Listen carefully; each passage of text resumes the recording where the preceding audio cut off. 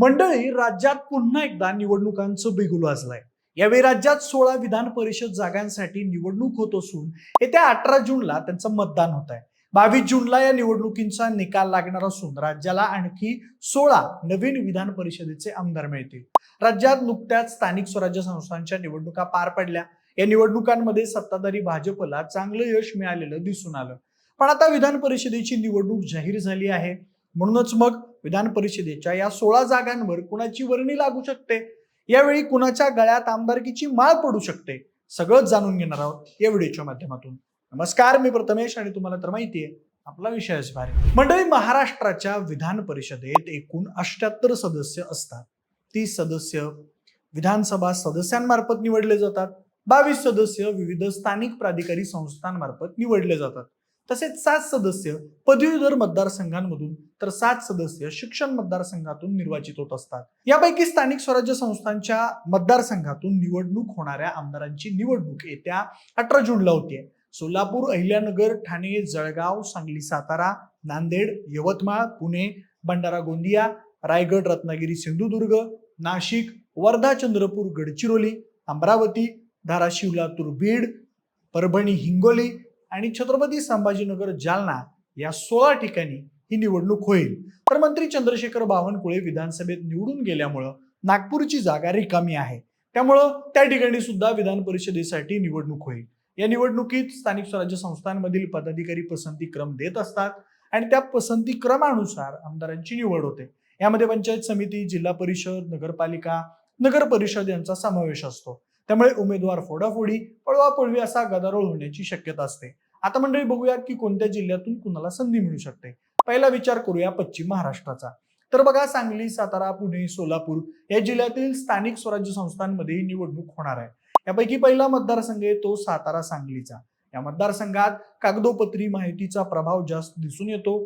साताऱ्यात खासदार उदयनराजे भोसले आणि मंत्री शिवेंद्रराजे भोसलेंचा गड मजबूत आहे.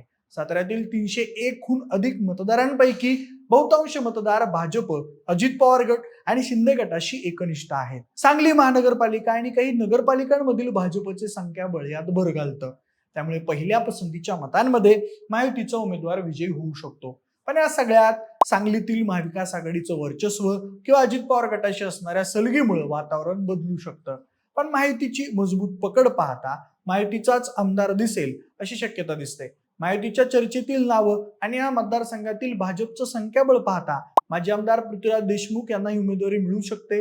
पृथ्वीराज देशमुख पश्चिम महाराष्ट्रातील, विशेषतः सांगली जिल्ह्यातील भारतीय जनता पार्टीचे एक ज्येष्ठ आणि प्रमुख नेते आहेत. सांगली, सातारा आणि संपूर्ण जिल्ह्याच्या राजकारणात त्यांचं मोठं वजन आहे. सांगली ग्रामीणचे जिल्ह्याचे जिल्हाध्यक्ष राहिलेल्या देशमुखांची भाजप सांगली जिल्ह्यात रुजवल्याचं बक्षीस त्यांना मिळू शकतं. यानंतरचा दुसरा महत्वाचा मतदारसंघ आहे तो पुणे. मंडळी, पुण्यात महायुतीचं वर्चस्व आहे. महायुतीमध्ये 344 जागांसह अजित पवार गट पहिल्या नंबरला तर 305 जागांसह भाजप दुसऱ्या नंबरवर आहे. जागा वाटपात ही जागा अजित पवार गटाकडे येऊ शकते. अजित पवारांच्या राष्ट्रवादीचे माजी आमदार विलास लांडे यांना उमेदवारी मिळू शकते. विलास लांडे पुण्यातील राष्ट्रवादी काँग्रेसचे महत्वाचे नेते आहेत. पिंपरी चिंचवडमध्ये त्यांची असणारी ताकद राष्ट्रवादीसाठी महत्वाची आहे. त्यामुळे आमदारकी लांडेंच्या पारड्यात येऊ शकते. यानंतरचा पुढचा मतदारसंघ आहे सोलापूर. म्हणजे सोलापूरमध्ये एक हाती महायुतीची आघाडी आहे. या मतदारसंघात भाजपचं वर्चस्व असल्यामुळे हा मतदारसंघ भाजपकडेच राहणार हे स्पष्ट आहे. भाजपामधील नेत्यांचा विचार केला तर चर्चेत असणाऱ्या नावांपैकी माजी आमदार प्रशांत परिचारक यांची वर्णी लागू शकते असं चिन्ह दिसत आहे. प्रशांत परिचारक हे अनुभवी नेते आहेत. याआधी आमदार राहिलेले आहेत. त्यांच्या स्थानिक आघाड्या आणि एकंदरीत सोलापूर जिल्ह्यातील त्यांचा वावर भाजपसाठी महत्वाचा असू शकतो. त्यामुळे त्यांची या उमेदवारीसाठी निवड केली जाऊ शकते. पश्चिम महाराष्ट्रानंतर विचार करूयात कोकणाचा. म्हणजे कोकणात रायगड, रत्नागिरी आणि सिंधुदुर्ग आणि ठाणे या मतदारसंघात आमदारकीची निवडणूक होणार आहे. पहिला मतदारसंघ आहे रायगड, रत्नागिरी आणि सिंधुदुर्ग. या 3 जिल्ह्यातून एक आमदार निवडायचा आहे. त्यामुळे माहितीतही रसिकेच असणार आहे. सिंधुदुर्ग जिल्ह्यात भाजपचं एकतर्फी वर्चस्व आहे. रत्नागिरी जिल्ह्यात शिंदे गट वरचढ मानला जातोय. तर रायगड जिल्ह्यात तटकरे आणि गोगावले गट यांचं वर्चस्व आहे. अर्थात 3 जिल्ह्यात महायुतीच्या 3ही पक्षांची पकड असल्याचं दिसून येतं. साहजिकच या मतदारसंघात आमदार महायुतीचाच असेल ही गोष्ट स्पष्ट आहे. तसं पाहिलं तर भाजपचं संख्याबळ या मतदारसंघात जास्त आहे. परंतु महायुतीतील तिढा सोडवण्यासाठी आणि त्यातल्या त्यात रायगडचा पालकमंत्री पदाचं भिजत पडलेलं घोंगडं मोकळं करण्यासाठी ही जागा अजित पवार गटाला दिली जाऊ शकते. राष्ट्रवादीचे सुनील तटकरे यांचे सुपुत्र अनिकेत तटकरे या मतदारसंघातून आमदार होऊ शकतात. अनिकेत तटकरे यांच्याकडेच हा मतदारसंघ पारंपरिक दृष्ट्या होता. तटकरेंचे एकूण राजकीय अस्तित्व आणि सध्याच्या काळातील घडामोडी पाहता अनिकेत तटकरे या मतदारसंघातून आमदार होतील असं दिसतं. कोकणातला दुसरा मतदारसंघ आहे ठाण्याचा. मंडळी, ठाण्यातील एकंदरीत आढावा घेतला तर माहितीचं वर्चस्व या मतदारसंघात दिसून येतं. माहितीमध्ये शिवसेना शिंदे गट या मतदारसंघात वरचढ ठरताना दिसतोय. धर्मवीर आनंद दिघे आणि एकनाथ शिंदेंना मानणारा मोठा वर्ग या मतदारसंघात आहे. त्यामुळे ही जागा माहितीतील शिंदे गटाला जाऊ शकते. एकनाथ शिंदे यांच्या जवळचे आणि विश्वासू सहकारी रवींद्र फाटक यांना या मतदारसंघातून उमेदवारी मिळू शकते. रवींद्र फाटक हे विधान परिषदेचे माजी आमदार आहेत. शिवसेनेतील बंडानंतर रवींद्र फाटक हे पहिल्यापासून एकनाथ शिंदे यांच्या सोबत राहिलेले आहेत. त्यामुळे या मतदारसंघातून रवींद्र फाटक आमदार होऊ शकतात. म्हणजे कोकणानंतर विचार करूया उत्तर महाराष्ट्राचा. उत्तर महाराष्ट्रात अहिल्यानगर, नाशिक आणि जळगाव हे मतदारसंघ आहेत. अहिल्यानगर जिल्ह्यात याआधी विधान परिषद आणि पदवीधर 5 आमदार आहेत. तसेच विधानसभेचे 12 आमदार आहेत. म्हणजेच अहिल्यानगर जिल्ह्यात एकूण 17 आमदार आहेत आणि या निवडणुकीनंतर जिल्ह्याला 18वा आमदार मिळणार आहे. अहिल्यानगरमध्ये भाजप आणि अजित पवार गट यांची संयुक्त सत्ता आहे. जिल्ह्यातील राष्ट्रवादीची ताकद आणि राज्यातील समीकरण पाहता हा मतदारसंघ राष्ट्रवादीलाच जाण्याची शक्यता आहे. राष्ट्रवादीला ही जागा सुटली तर माजी आमदार चंद्रशेखर घुले पाटील यांना संधी मिळू शकते. अहिल्यानगर मतदारसंघातून घुले आमदार होतील. यानंतरचा मतदारसंघ येतो तो म्हणजे नाशिक. म्हणजे नाशिक जिल्ह्यात भाजपचं संख्याबळ जास्त आहे. तरीही पारंपरिक दृष्ट्या हा मतदारसंघ याआधी शिवसेनेकडे होता. शिवसेनेतील नरेंद्र दराडे हे या मतदारसंघातून आमदार होते. यंदा या मतदारसंघात शिवसेनेचीच आग्रही मागणी आहे. एकूण समीकरण पाहता हा मतदारसंघ शिवसेना शिंदे गटाला सुटेल आणि शिवसेनेतील माजी आमदार नरेंद्र दराडे या मतदारसंघात माहितीचे उमेदवार असतील असं दिसतं. दराडे यांचे बंधू किशोर दराडे शिक्षक मतदारसंघातून आमदार आहेत.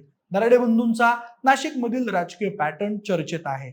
सहकार आणि स्थानिक संस्थांवरील पकड मजबूत आहे. याशिवाय निवडणूक लढवण्यासाठी लागणारी व्यवस्थापकीय ताकद सुद्धा दराडे यांच्याकडे आहे. त्यामुळे ते ही निवडणूक लढवतील आणि नाशिक मतदारसंघाचे पुढचे आमदार असतील असं बोललं जात आहे. यानंतरचा मतदारसंघ आहे म्हणजे जळगाव. एकूण संख्याबळ पाहता हा मतदारसंघ भाजपकडे जाऊ शकतो असं दिसतंय. उमेदवारी न मिळाल्यास सोबळावर लढण्याचा नारा शिंदे गटाने दिलेला असला तरी सुद्धा मंत्री गिरीश महाजन असलेल्या या जिल्ह्यात भाजप जागा सोडेल याची शक्यता वाटत नाही. जर भाजपकडे हा मतदारसंघ आला तर पाचोरा विधानसभा क्षेत्र प्रमुख अमोल शिंदे यांचं नाव विधान परिषदेसाठी आघाडीवर असल्याची चर्चा राजकीय वर्तुळात आहे. पक्षातील विश्वासू आणि सक्रिय कार्यकर्ता म्हणून त्यांची ओळख आहे. गेल्या 10 वर्षांपासून अधिक काळ ते भाजपामध्ये संघटनात्मक पातळीवर काम करतायत. त्यामुळे पक्षाकडून त्यांना ही संधी मिळेल आणि त्या जागेवरून आमदार होतील असं सांगितलं जात आहे. उत्तर महाराष्ट्रानंतर आपण मराठवाड्याकडे वळूया. मराठवाड्यात या निवडणुकांचे नांदेड, धाराशिव, लातूर, बीड, परभणी, हिंगोली आणि छत्रपती संभाजीनगर, जालना हे मतदारसंघ येतात. मंडळी, पहिल्यांदा विचार करूया छत्रपती संभाजीनगर जालना मतदारसंघाचा. या मतदारसंघात भारतीय जनता पार्टी आणि शिवसेना यांचं संख्याबळ जवळपास समांतर आहे. परंतु जालन्यातील भाजपचं वर्चस्व जास्त असलेलं पाहायला मिळतं. त्यामुळे ही जागा भाजपकडे राहण्याची शक्यता आहे. भाजपला ही जागा सुटल्यास माजी आमदार कैलास गोरंट्याल यांना ही जागा दिली जाऊ शकते. नुकत्याच झालेल्या महापालिकेच्या निवडणुकीत गोरंट्याल यांनी महत्वाची भूमिका बजावली आहे. त्यामुळे त्यांचं बक्षीस म्हणून त्यांना ही जागा दिली जाऊ शकते असं बोललं जात आहे. यानंतरचा मंडळी मतदारसंघ तो म्हणजे धाराशिव, लातूर आणि बीड. या मतदारसंघात भाजपचं वर्चस्व आहे. अजित पवार गटापेक्षा किंचित भाजपचं वर्चस्व जास्त आहे. बीडमध्ये पंकजा मुंडे, लातूरमध्ये संभाजी पाटील निलंगेकर तर धाराशिवमध्ये राणा जगजितसिंह पाटील यांच्या ताकदीनं माहितीत भाजप बळकट आहे. त्यामुळे ही जागा भाजपलाच सुटेल अशी चिन्ह दिसत आहेत. जर भाजपला ही जागा मिळाली तर या मतदारसंघातून काँग्रेसमधून भाजपमध्ये आलेला चेहरा उमेदवार असू शकतो असं माध्यमांमध्ये सांगितलं जात आहे. आता हा चेहरा कोण आहे याबाबत अद्यापही स्पष्टता आलेली नाहीये. परंतु देशमुख यांचा गड भेदण्यासाठी ही रणनीती भाजप आखत असल्याचा दावा करण्यात येतोय. तरी या मतदारसंघात मुंडे घराण्याचं असलेलं वर्चस्व पाहता त्यांच्या एखाद्या समर्थकाला संधी दिली जाईल असं दिसतंय. यानंतरचा मतदारसंघ म्हणजे परभणी, हिंगोली. म्हणजे या मतदारसंघात माहितीकडे जास्त संख्याबळ आहे. माहितीत शिवसेनेला ही जागा सुटू शकते. याआधी ही जागा शिवसेनेकडेच होती. त्यामुळे शिंदेच्या शिवसेनेचा या जागेवर नैसर्गिक दाव आहे. याआधी आमदार असलेले विप्लव बाजोरिया पुन्हा एकदा शिवसेनेच्या वतीने रिंगणात उतरू शकतात आणि या जागेवरून ते पुन्हा आमदार होऊ शकतात. यानंतरचा मतदारसंघ आहे तो म्हणजे मंडळी नांदेड. पूर्वीच्या काँग्रेसचा बालेकिल्ला समजल्या जाणाऱ्या या मतदारसंघात भाजपाला आता अधिक यश मिळालं आहे. महायुतीचं पारडं जड आहे, त्यात भाजपचं वर्चस्व आहे. अर्थातच ही जागा त्यामुळे भाजपकडे जाईल आणि एकंदरीत संख्याबळ पाहता भाजपचा उमेदवार विजय होईल असं दिसतंय. भाजपमधून या मतदारसंघात निवडणूक लढवण्यासाठी अशोक चव्हाण यांचे खंदे समर्थक आणि माजी आमदार अमरनाथ राजूरकर यांना उमेदवारी दिली जाईल असं बोललं जात आहे. चव्हाण यांचं वर्चस्व, भाजपचा करिश्मा आणि राजूरकरांचा संपर्क यामुळे राजूरकर या मतदारसंघातून आमदार होतील अशी चिन्ह दिसतात. म्हणजे आता विचार करूया विदर्भाचा. विदर्भ विभागात यवतमाळ, भंडारा, गोंदिया, वर्धा, चंद्रपूर, गडचिरोली, अमरावती हे मतदारसंघ येतात. पहिल्यांदा विचार करूया यवतमाळचा. म्हणजे या मतदारसंघात भाजपचं पारडं जड आहे. शिंदेच्या शिवसेनेची जागा असली तरी सुद्धा भाजप जास्त संख्यांवर असल्यानं ही जागा भाजप लढवेल अशी चिन्ह दिसत आहे. जर भाजपकडे हा मतदारसंघ आला तर माजी मंत्री मदन येरावार यांना या मतदारसंघातून उमेदवारी मिळू शकते. येरावार यांनी विधानसभा निवडणुकीनंतर भाजप संघटन मजबूत करण्यात मोलाची भूमिका बजावली असल्याचं सांगण्यात येतं. स्थानिक संस्थांवर पकड ठेवण्यासाठी त्यांच्या नावाचा भाजपकडून विचार केला जाऊ शकतो अशी चिन्ह दिसत आहेत. शिवसेना आग्रही असली तरी संख्याबळाचा तर्क लावत भाजप या ठिकाणी आपली पकड मजबूत ठेवेल आणि येरावार इथून आमदार होतील. त्यानंतर विचार करूया भंडारा गोंदिया मतदारसंघाचा. म्हणजे भंडारा गोंदिया मतदारसंघात सुद्धा महायुतीचंच पारडं जड दिसत आहे. भाजपमुळे महायुतीचे एकाती वर्चस्व या मतदारसंघावर असलेलं आपल्याला पाहायला मिळत आहे. ही जागा याआधी भाजपकडे होती. डॉक्टर परिणय फुके यांच्याकडे हा मतदारसंघ होता. त्यामुळे पुन्हा एकदा हा मतदारसंघ भाजपालाच मिळेल असं दिसतंय.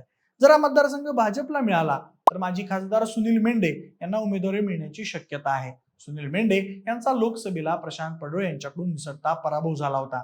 त्यांचं पुनर्वसन करण्यासाठी हा मार्ग अवलंबला जाऊ शकतो. त्यानंतरचा मतदारसंघ येतो तो म्हणजे वर्धा, चंद्रपूर आणि गडचिरोली.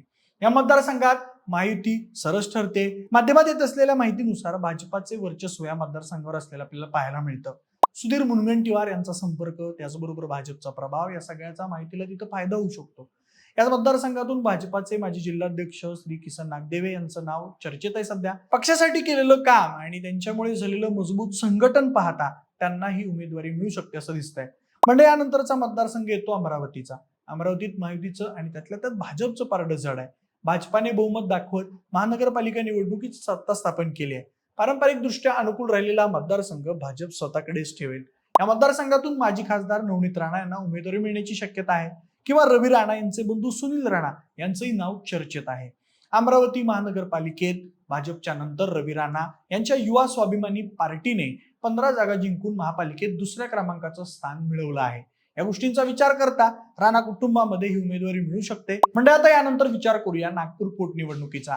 चंद्रशेखर बावनकुळे विधानसभा मतदारसंघातून आमदार झाले, त्यामुळे त्यांची ही जागा रिक्त झाली. त्यामुळेच या जागेवर आता पोटनिवडणूक होणार आहे. अर्थातच पोटनिवडणूक भाजप लढवणार. या जागेचा कार्यकाळ 1.5 वर्ष राहिल्यानं वरिष्ठ पातळीवरील कोणताही नेता ही जागा लढेल का या संदर्भात प्रश्न आहे. परंतु एकंदरीत विचार करता ही जागा नवख्या चेहऱ्याला, एखाद्या संघटन पातळीवरील नेत्याला किंवा जिल्हा पातळीवरील निष्ठावंत पदाधिकाऱ्याला दिली जाऊ शकते असं म्हटलं जात आहे. डॉक्टर राजीव पोद्दार हे त्यातलंच एक नाव आहे. पोद्दार हे भारतीय जनता पार्टीचे महाराष्ट्र प्रदेश कार्यकारिणीचे सदस्य म्हणून कार्यरत आहेत. भाजपा नागपूर ग्रामीणचे जिल्हाध्यक्ष म्हणूनही त्यांनी जबाबदारी सांभाळली आहे. पक्षातील कामगिरी आणि विश्वासार्हता पाहता त्यांनाही उमेदवारी मिळण्याची शक्यता आहे. अर्थातच उमेदवारी यादी जाहीर होईल. संबंधित पक्ष आपल्या समीकरणानुसार उमेदवार देतील आणि निवडणुका होतील. परंतु राजकीय तज्ञांच्या चष्म्यातून आणि समाजाच्या निरीक्षणातून आलेली ही आमदारांची यादी तुमच्या चष्म्याला कशी वाटते हे आम्हाला कमेंट बॉक्समध्ये नक्की सांगा. सोबतच असेच राजकीय व्हिडिओ पाहण्यासाठी आपल्या विशेष भरीचे YouTube चॅनलला सबस्क्राईब करायला अजिबात विसरू नका. धन्यवाद.